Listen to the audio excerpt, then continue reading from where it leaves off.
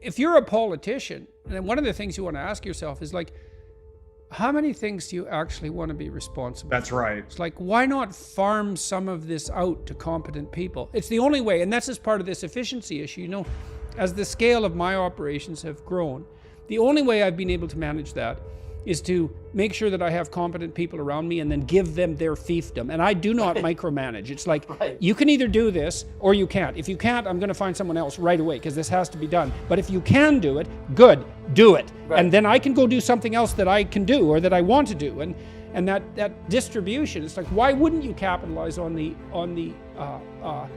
willingness of private companies to bear some of the damn risk and to help you with the messaging? Go ahead, Greg. One of the things that's really interesting from a Canadian perspective to go down to the US is how cinematic the culture is. Like everything's like a big movie. New York City is like that. It's like, it's just cinematic everywhere. And your culture is immensely powerful in generating motivational narratives. It's second to none in that. And everyone all around, well, that's why America is so dominant culturally. And so much of the messaging is positive. It's success. I mean, look at the Marvel movies just as an example. That's a multi-billion-dollar franchise.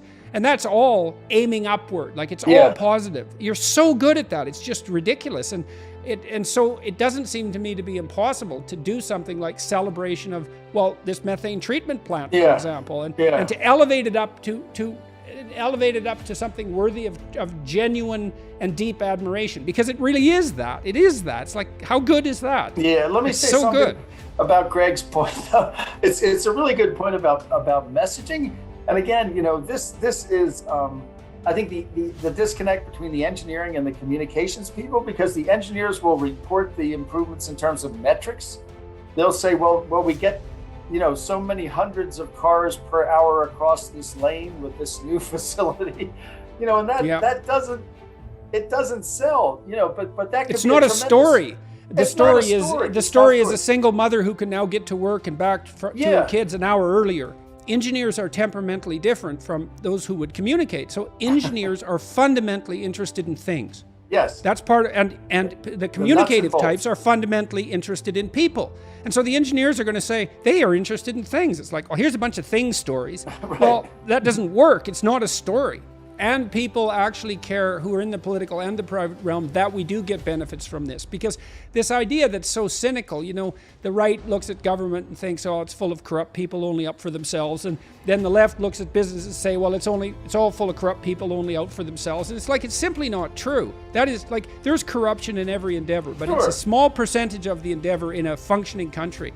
And the idea that everybody is only self-interested, well, first of all, that's a confession, not a theory. And second, it's simply not true. Like, the more people I've met, the more I've been struck by the fact that there's so many good people working on both sides of an argument, and they're working for high and noble purposes. I agree, and totally. high and noble purposes exist. No. So no cynicism. I was stunned when I went to New York City, to Manhattan.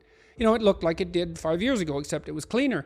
I thought, and then I noticed that, well, everybody was just back on the streets. This had just reopened. I thought, just think about this. That city was shut down for 18 months, and it still works. Right. It's like, what the hell? That's a miracle. That's an amazing. absolute miracle. And if everyone was corrupt and power-seeking and malevolent and only out for themselves, that is not how that city would look. No.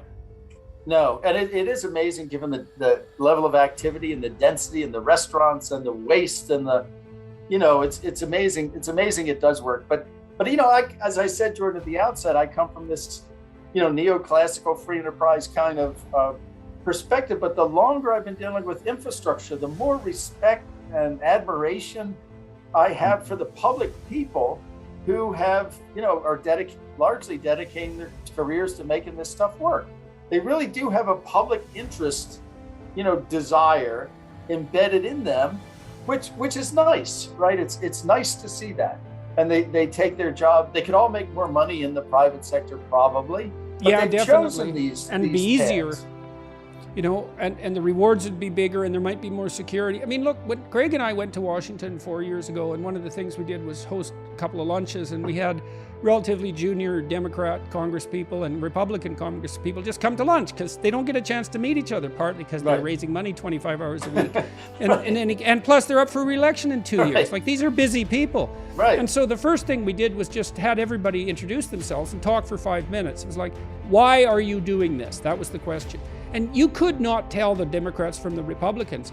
Every story was the same. It was like, well, you know, I'm kind of a serious person and I would really like to serve my country. And I felt that although I had other opportunities, that this was worth a sacrifice. And I was hoping I could come to Washington and really make a difference. And like, you listen to 8 people say that, and these aren't trivial people, and they're not grandstanding because there's no audience. It's like, they're just saying what it is. And you can be cynical about that if you want, but you're a fool if you are, because that means you're cynical about the most noble ambitions of people who are making a genuine sacrifice. These are hard jobs.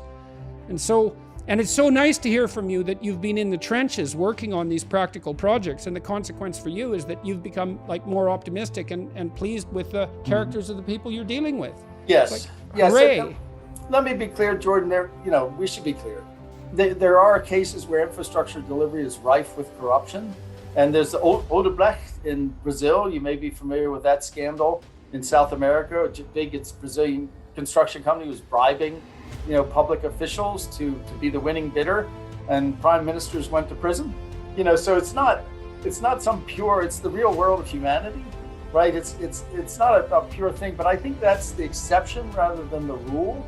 Well, psychopaths are 3% of the population, not 97%. Yeah, and they never get above 5% before they're culled, essentially. Wow. 1 to 5%, and the basic, the stable point of psychopathy prevalence is 3%.